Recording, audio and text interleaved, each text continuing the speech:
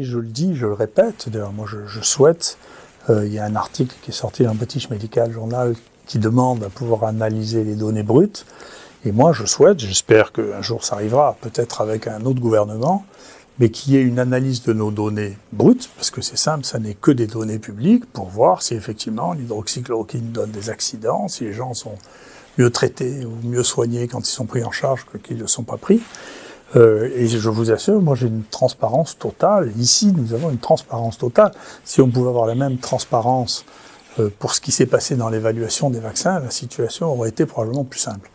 L'idée qu'on pouvait ne pas rendre transparent pendant 2 ans les données initiales de la vaccination est quelque chose à quoi les gens devraient se poser, qui devrait amener les gens à se poser la question.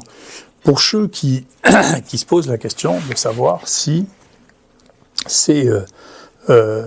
c'est pas un peu paranoïaque de soupçonner que de temps en temps l'industrie cherche seulement à faire du profit et pas du tout à soigner les gens. Il y a un des grands scandales sanitaires sur lequel j'avais attiré l'attention il y a une dizaine d'années, quand j'avais écrit un livre pour votre santé, en disant faites très attention. Les gens font de la propagande pour lutter absolument contre la douleur avec de drogues dures, la morphine, puis des dérivés morphiniques. C'est une boîte, une famille qui faisait ça, qui a gagné des milliards. Ça a commencé à s'arrêter quand le président Obama a fait un discours en disant qu'il y avait probablement des centaines de milliers de gens qui étaient morts à cause de cette politique du no pain, pas du tout de douleur, et où on mesurait grâce à une intoxication des médecins, des congrès, des journaux scientifiques on ne doit plus avoir mal du tout. Et je peux vous dire qu'on enseigne ça, y compris dans ma faculté de médecine. La priorité, c'est pas de faire un diagnostic, c'est pas de savoir ce qu'a le malade, c'est qu'il ne souffre pas à n'importe quel prix.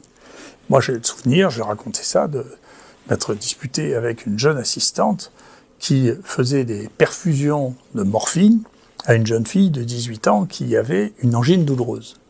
Et c'est incroyablement addictif. C'était un mensonge extrême de dire qu'on ne devenait pas des drogués en utilisant la morphine pour le traitement des douleurs. C'était pas vrai. Et maintenant, c'est devenu un grand scandale. Alors, il y a 3 pages dans le dernier numéro papier du Lancet, il y a 1 page récemment dans le numéro du Science, qui décrivent exactement tout ce que c'est que le phénomène de la corruption par l'industrie pharmaceutique pour rendre une nation toxicomane. Et ils ont réussi à faire baisser entre l'obésité, qui est le vrai problème de santé publique, c'est pas le tabagisme passif, le problème de santé publique, c'est l'obésité. Et on le voit dans cette maladie.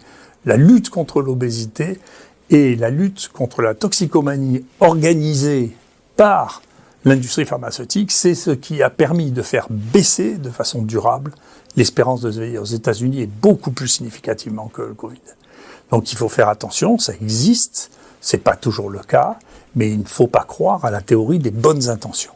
D'accord ? Il faut faire attention.